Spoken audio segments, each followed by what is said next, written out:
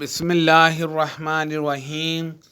نبی صلی اللہ علیہ وسلم سے آپ کے آخری حج میں کسی نے پوچھا کہ میں نے رمی کرنے یعنی کینکر پھینکنے سے پہلے ذبح کر لیا۔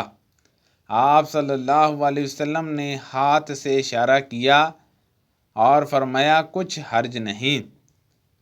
کسی نے کہا کہ میں نے ذبح سے پہلے حلق کر لیا۔ آپ صلی اللہ علیہ وسلم نے سر سے اشارہ فرما دیا کہ کچھ حرج نہیں۔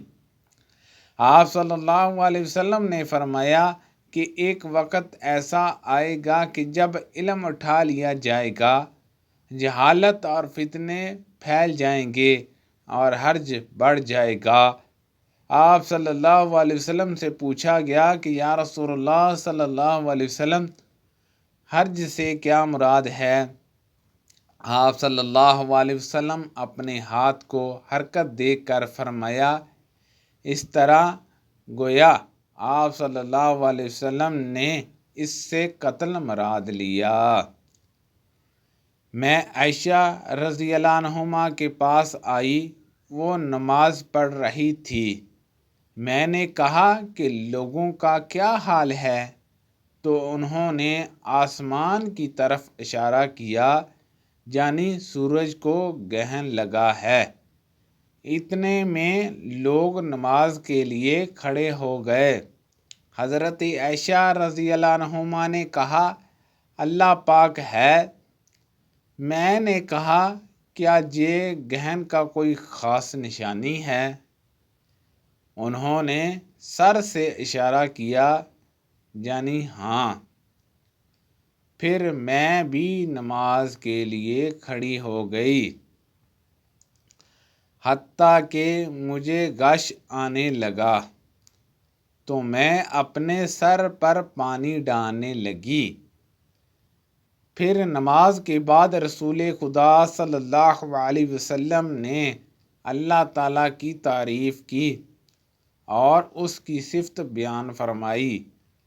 پھر فرمایا، جو چیز مجھے پہلے دکھلائی نہیں گئی تھی، آج وہ سب اس جگہ میں نے دیکھ لی، جہاں تک کہ جنت اور دوزخ کو بھی دیکھ لیا، اور مجھ پر یہ وحی کی گئی کہ تم اپنی قبروں میں آزمائے جاؤ گے۔